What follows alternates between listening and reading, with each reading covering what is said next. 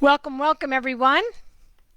Monika Corrado here, the Gap Chef. I am here today to interview Monika Holland, Monika Holland, on No Plant Gaps. So I am looking for her now, and let's see if we can find her.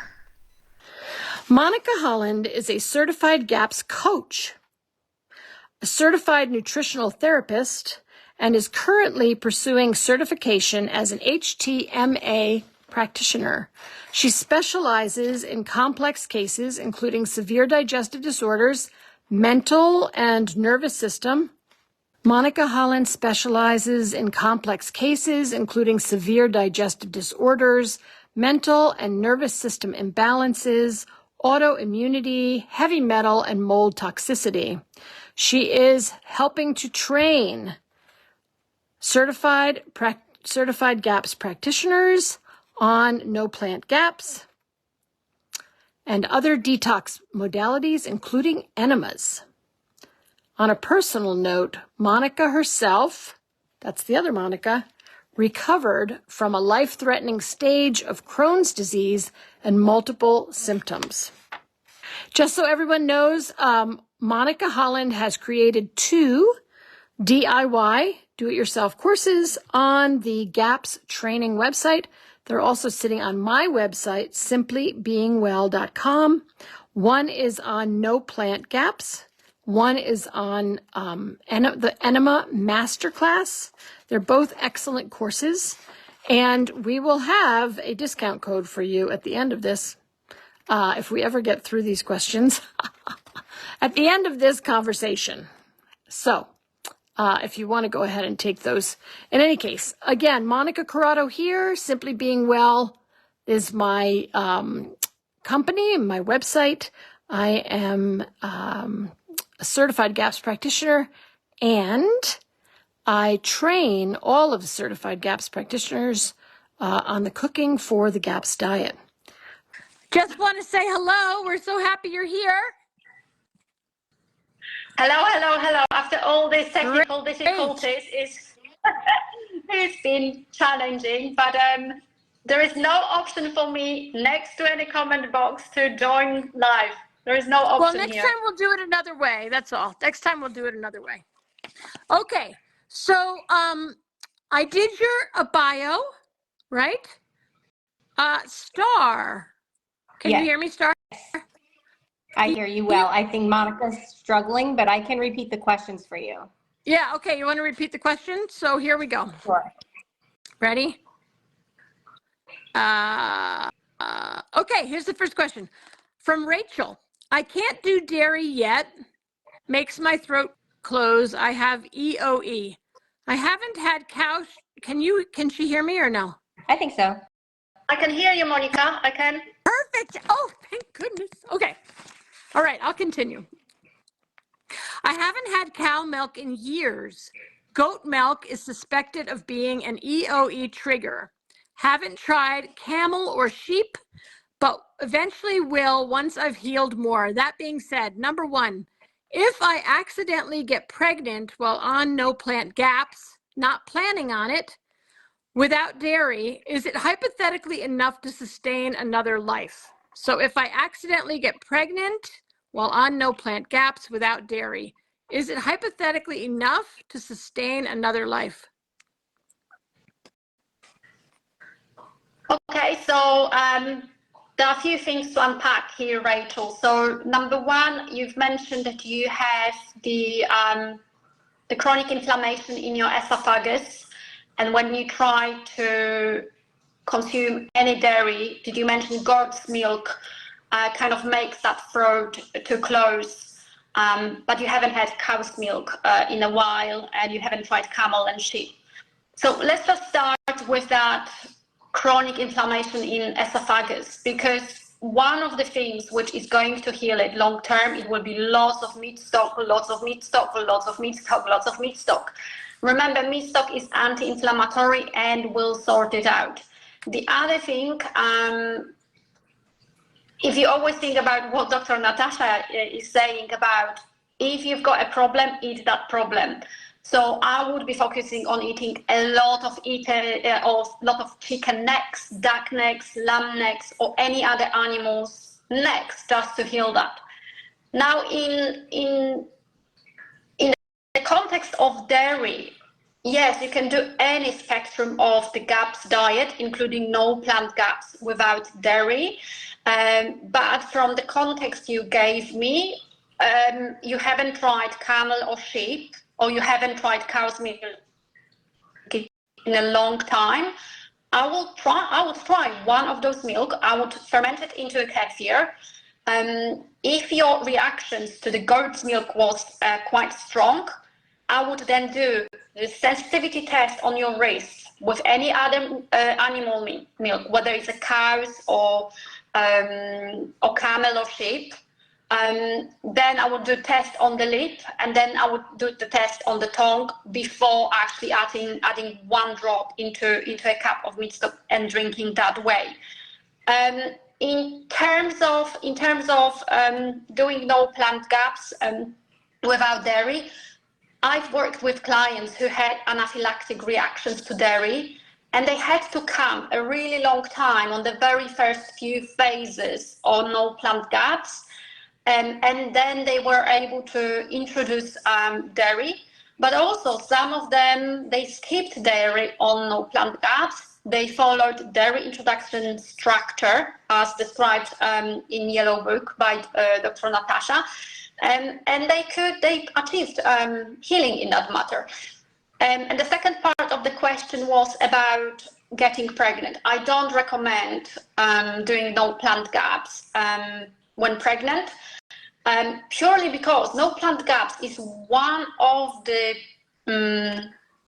healing spectrum of the GAPS diet, and it takes you to a very deep detox very quickly, and that detox can cause whatever toxicity you've got in your body go and affect that fetus. So I just wouldn't. So in terms of pregnancy, Dr. Natasha recommends full GAPS. Obviously, you would need to adjust it to your needs and to any sensitivities you have. Okay. All right. Next question for Rachel. How do I know I'm ready to gradually go to intro stage 1, moving out of no plant GAPS? How do I know I'm ready? I can go to stage 1 of intro, moving out of no plant GAPS. So in the context of when to move to stage 1, so Dr. Natasha designed no plant GAPS protocol. There are 9 phases. Once you complete and move through all the phases, you need to go through a transition protocol, which involves introducing a small amount of plant matter. And only then you could move to stage 1. Why is it important?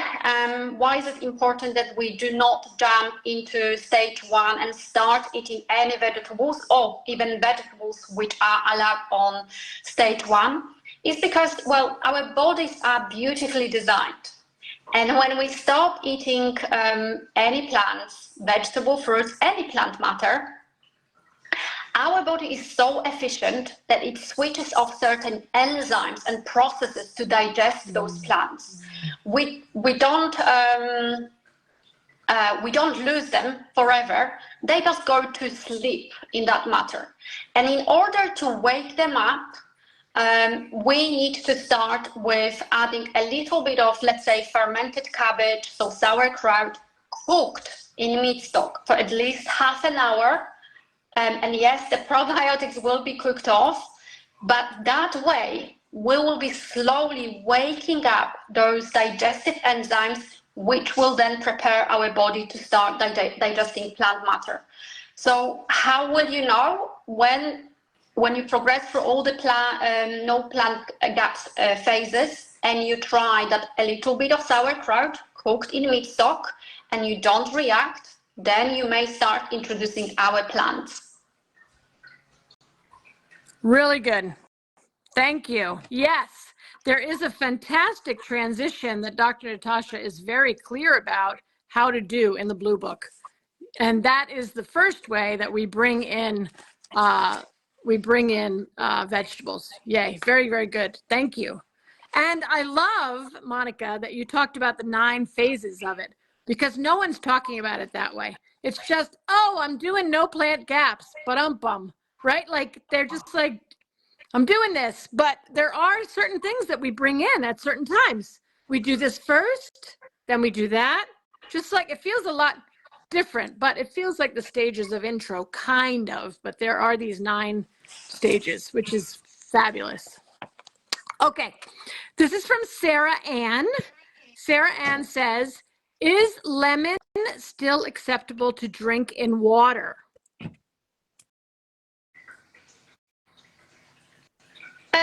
It depends, Sarah. Typically, no plant gaps is without plants, and lemon, even if it's in water, it's still a plant matter. Only fermented vegetable brines are introduced in phase 4 on no plant gaps, and herbal teas if tolerated. However, there are some exceptions to that rule. For instance, if we need to work on changing the pH in the body, then we may want to introduce some water with lemon, but it's very bio-individual. But it's not, so no plant gaps is no plants, right? But we can have lemon juice. Is that true?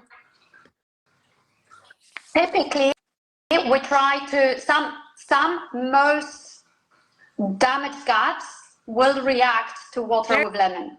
There you go. So there's your answer, folks. So most damaged guts will react to water with lemon. So keep it out, at least, Monika, until stage 4, and then maybe try it.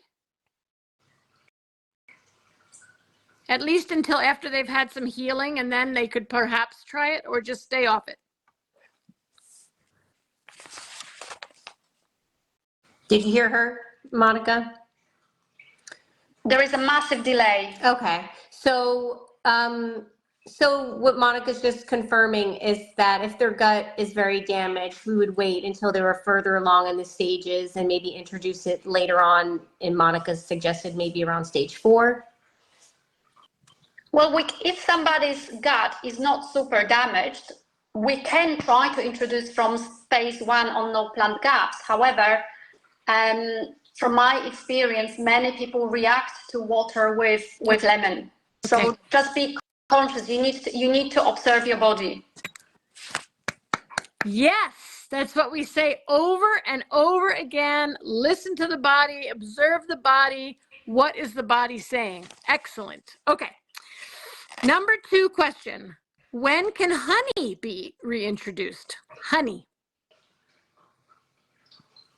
No honey on no plant gaps.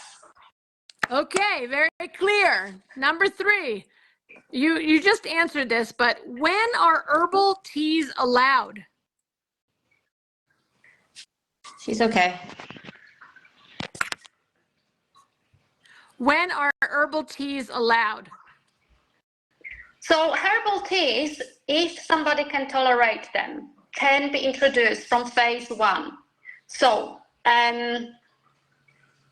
again, the most severely damaged guts, the most unbalanced microbiome, those people cannot even tolerate a speck of plant, including the herbal tea. However, those who can tolerate it, please go ahead. But I need to give a context to herbal teas, because quite often I see people going on no plant gaps and going crazy on, let's say, very strong herbal teas, which cause even stronger detox. So for instance, dandelion root tea. When our detox pathways and drainage system is not opened and is not working properly, you can actually poison yourself. So what I would do, if you want to drink herbs, start with the mild herbs. Start with chamomile. Start with mint. Start with something what is not too healing. Because if you go after herbs which are really strong, really healing, really detoxing, You are just adding double whammy to already super detoxing protocol, which no plant gaps is. This is very significant, everyone. I hope you are getting this point, which I am getting, which Monika is saying, which is that no plant gaps is a very detoxing protocol. Like, this is a significant thing. Write that down. This is right. And so what do we do when we have a very strongly detoxing protocol? We have to make sure to be supporting the body with more, right, with our Epsom salt baths, with our enemas, with all those things to help support the body when you're going through something like this. Okay, that's very good. It's significant. I hope everybody got that. Okay. When can we begin eating meat that has been prepared by roasting or saute rather than meat used to make stock?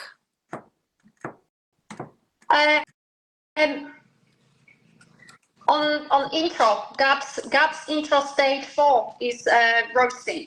So you need to follow no plant gaps. You need to follow transition into stage 1. You need to go on stage 1. You need to go on stage 2. Yes. Remember, any more advanced cooking methods will make that meat more difficult to digest. You want to maximize the chances for medicinal results. You want to get therapeutic effects of the foods you're consuming. You don't want to bring more burden. So that's why there's no roasting or no plant gaps. Excellent. Excellent. I love this. Everybody, take a note. Take another note. Roasting, and no, let's start in a different place. Meat stock and meat that's cooked in water, which is what meat stock is the most healing way to eat meat. It's the easiest on the digestive system. Roasting and sauteing are advanced cooking methods. Everybody throws it away, but there's a reason why we don't hit them until we're looking at stage 3 or 4 in intro diet. So one more time, folks, make sure you're getting this. I'm putting it in my brain. You put it in your brain. No plant gaps is its own thing. Its own thing. It is separate from intro diet, and it is to be followed according to the steps, the 9 steps in the book, in the blue book. Yeah? So intro is a different story. So there is no roasting or sauteing on no plant gaps. Yay! Love that point. Thank you, Monika. Perfect. All right, next question from Sarah. Is it okay to use coconut oil on no plant gaps?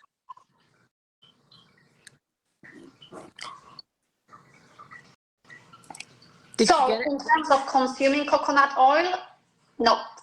Because it's a plant. No plant gaps. There you go. So no coconut oil. However, you can still use it and do oil pulling because that will give you another layer of gentle detox.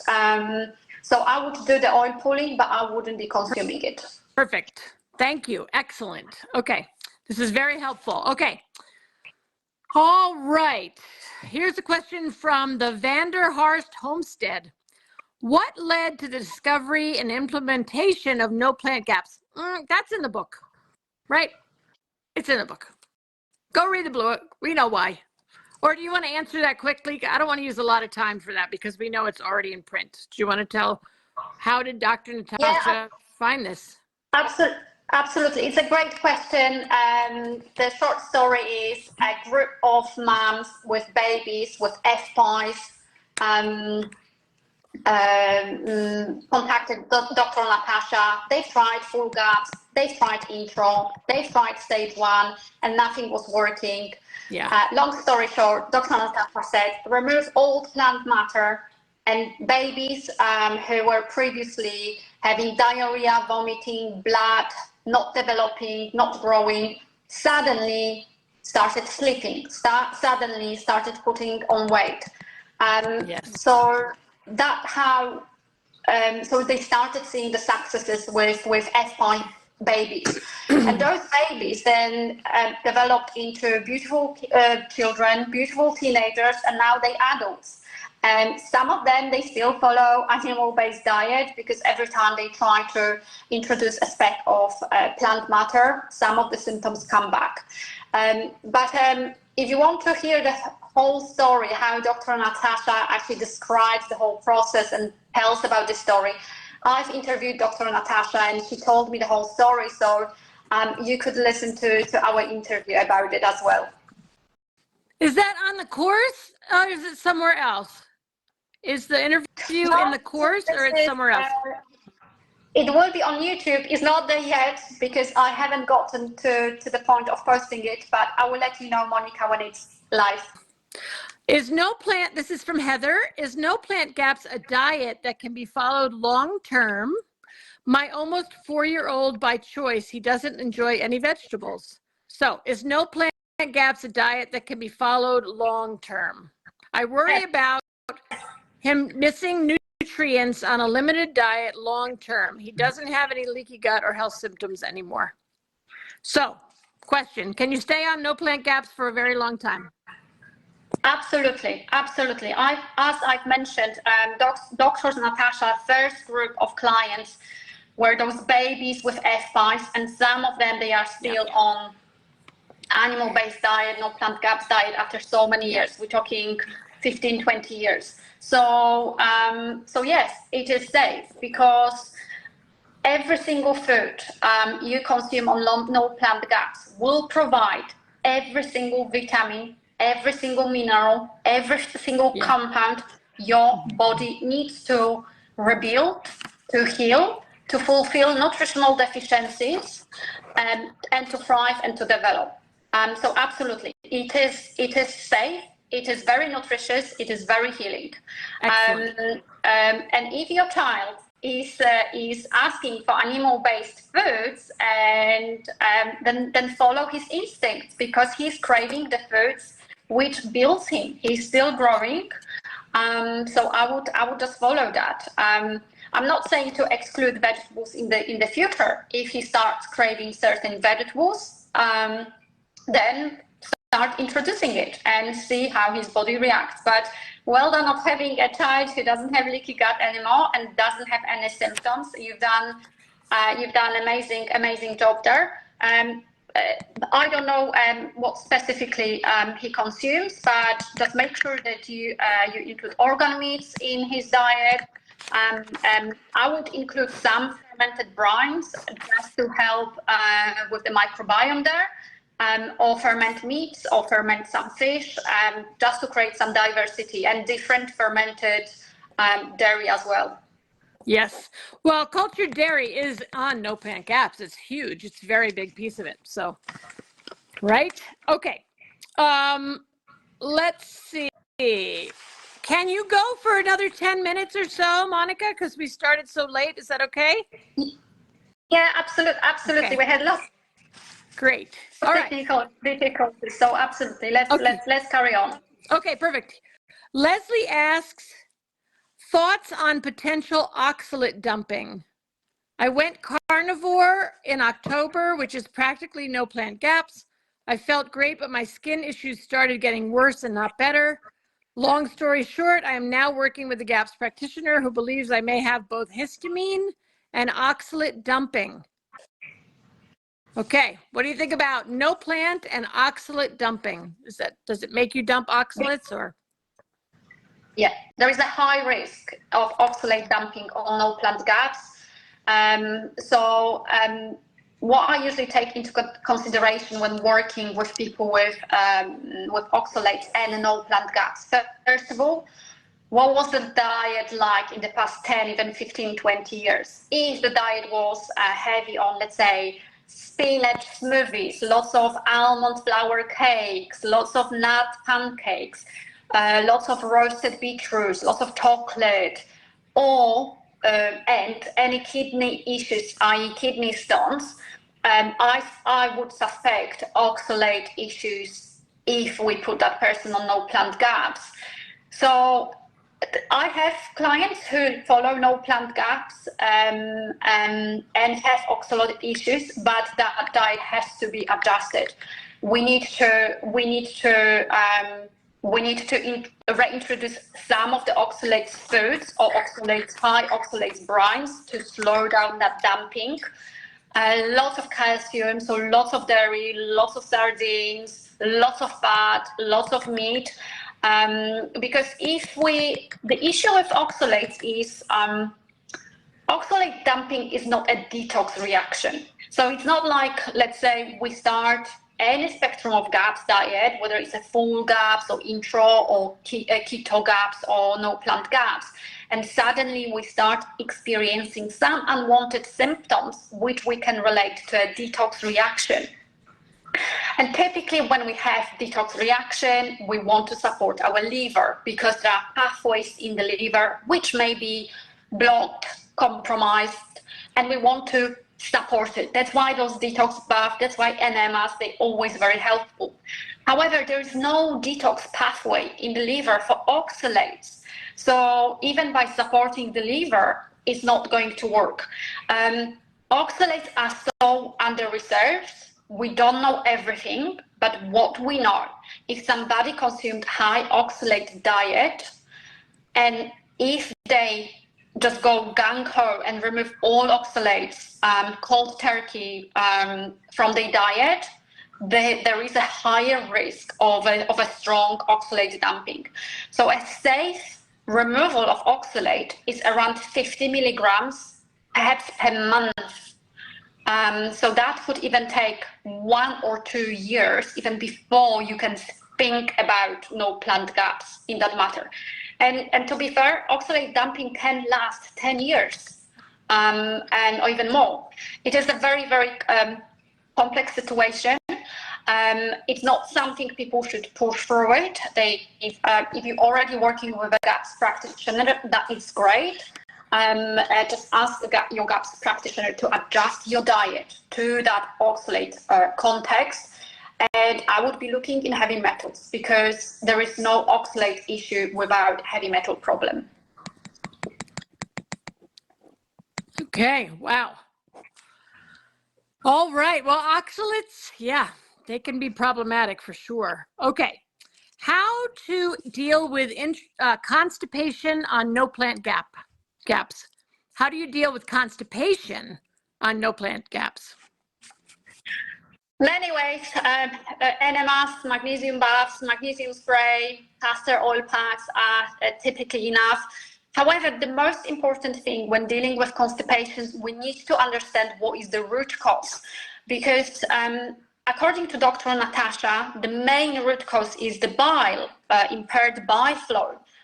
However, there are other root causes. So if your root cause is bile issue, then a no plant gaps will sort it out because it helps with the production of bile.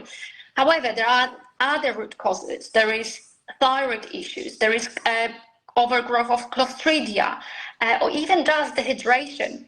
Now, think about what we do now. We're sitting in front of the laptops, exposed to lots of EMFs. We are currently dehydrating our body so much. So no matter if you drink 2 liters or 2 quarts of water a day, on the cellular level, you are dehydrated. So other things like glyphosate poisoning, mold, parasite, and again, heavy metals, that could all contribute to the constipation problem. So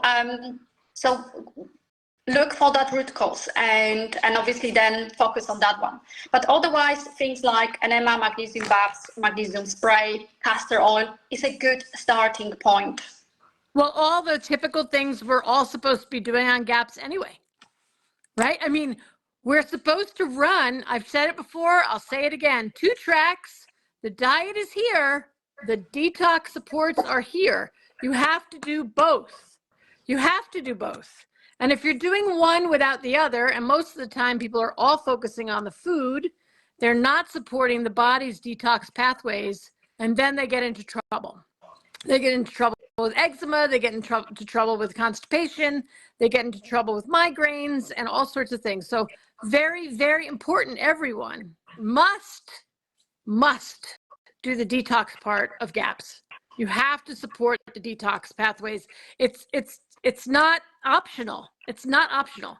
It has to be happening at the same time. So just look into, Dr. Natasha has a lot on constipation. Blue book, I think she's got 10 different things you can look at. Look under the chapter on bowel management. Start there, right?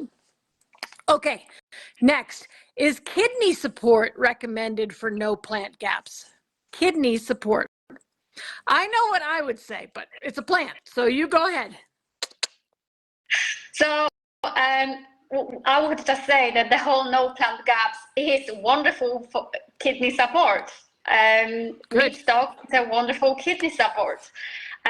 Most, in general terms, most kidney issues are typically due to the lack of collagen or damaged collagen. So if you think about it that way, we've got a leaky gut. So when we consume food, that food gets absorbed and digested. What happens next? Immune system scans through your body, scans through your system, scans through your blood, and sees that undigested food and said, well, I don't recognize you. So I'm going to protect the rest of the body and I'm just going to cover you. So it basically attaches certain things and molecules to that undigested particles of food to protect you against that molecule. Now, when that thing arrives at kidney, they basically block the filter. So if you think about the kidney and the same liver, they are filters. And once that filter is blocked, it causes inflammation of the kidney.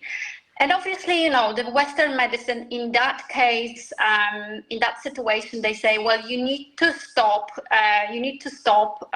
consuming high protein foods because they see that there is protein and they make assumption that it's meat protein. However, Dr. Natasha's recommendation is to avoid proteins, but plant proteins, because the plant proteins are the most damaging in that matter. So I would remove all the plants protein. I wouldn't consume any lean meats. And again, Dr. Natasha never recommends lean meats. Dr. Natasha always recommends meat close to the bone, meat stock, joints, the fat, everything what's got collagen into it. So that blocked filter, that damaged filter, is basically a damaged collagen. So we need to replace that collagen with what? A lot of meat stock. So that's why no plant gaps for that matter, because we are drinking a lot of meat stock on no plant gaps, is wonderful for those kidney issues. And of course, there are some herbal teas to support kidneys, but always go after the root cause. And the root cause here is damaged collagen. So eat lots of meat stock. Amen. You know, I was about to say, you know, I'm the meat stock queen, but we're not going to say that. I'm the meat stock, yes, proponent, meat stock, excellent. Okay. How about, when is it appropriate to reintroduce beef, or how can we tell? Beef, because beef is not on no plant gaps, nor is cow dairy, according to the Blue Book. So the beef, it depends.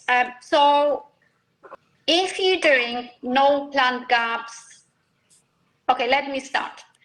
There are three things which I always consider when I work with anyone. It's timing, dose, and quality. What I mean by timing? The timing, I mean, if somebody's got a severe damage in the gut and the microbiome, and they've got a very complex issues, they've got more than 100 or maybe sometimes 200 symptoms, like I had, then the chances that they're going to tolerate beef are very, very low. So those people possibly should skip beef on the no plant gaps altogether. Then you might have a person who has maybe medium issues. So there is some maybe severe digestive issues, but not so much anywhere around the body. And perhaps they can tolerate some meat stock with beef, but maybe they can only tolerate a few tablespoons.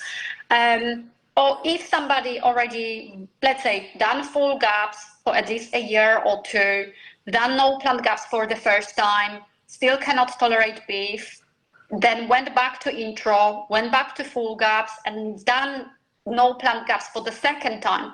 Perhaps the second time that person can tolerate beef as well. It might be that he or she achieved enough healing to tolerate that beef. So it's difficult to say when without seeing the clinical picture. Well, it sounds like when you go, if you have a lot of damage, you keep beef out, period. And if you seem to have had a lot of healing, maybe you can try a little bit of beef and see how you do. Yeah. Yeah, personally, I couldn't tolerate beef when I've done no plant gaps for the first time, and I've done no plant gaps 4 times already. But the second time, I could introduce beef, and I was craving it, and my body loved it. There are many root causes why we cannot tolerate beef. Some of them are because of those antigens. Some of them are because of the quality of the meat. Right. If you buy from supermarket, that will give you lower chances that you will tolerate that beef. Another root cause could be that the fat content in beef is a little bit too high, and your gallbladder is still not catching up with so much of that fat. So there are lots of things to consider when we talk about beef, but as a general rule, if you're doing no plant gaps for the first time, perhaps stay away from beef. There you go. The general rule is if you're doing no plant gaps for the first time, you do not have beef in the equation. Okay, that's very helpful. How about just 2 more questions? Why is cheese not accepted? Why can't they have cheese? There's no cheese on no plant gaps. Why is that? Do you know? It's too advanced. It's difficult to digest for the most damaged guts. It contains some lactose. It is concentrated form of protein. So again, if you even look into the stages of dairy introduction structure, and I'm not saying that everyone should follow dairy introduction structure, right, because that's been designed by Dr. Natasha for those who have real dairy allergy or anaphylactic reactions. However, if you look at the list of things, dairy things, the cheddar cheese, all these yellow cheeses are way, way, way down on the list.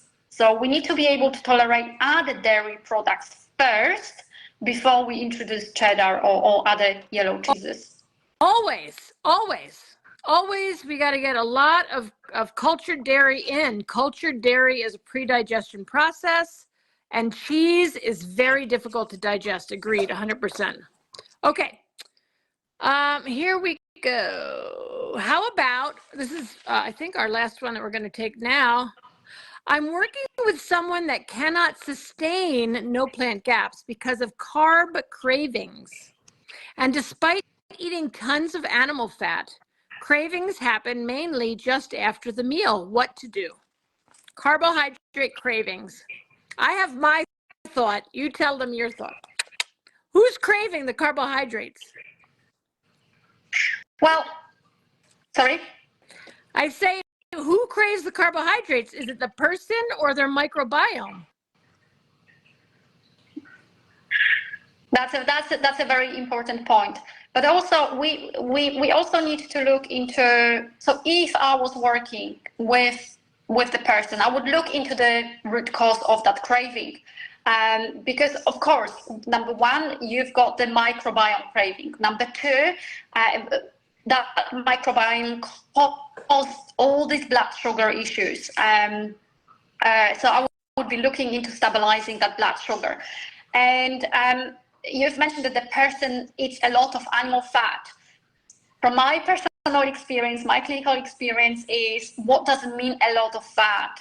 Sometimes my clients, they'll tell me that they eat a lot of fat. And when I ask them, tell me specifically how many tablespoons, tell me specifically how many cups of meat stock with blended skins in it, tell me how many bone marrow blended into the meat stock, tell me how many raw egg yolks you're consuming.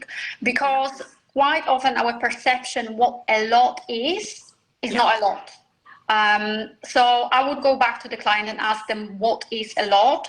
But other things I would look at in the context of root causes of those cravings. I would look into some nutritional deficiencies called cravings, such as magnesium or chromium. Sometimes the neurotransmitters imbalance causes the carb craving. Sometimes actually even habit of eating those carbs at certain times if it's after the meal.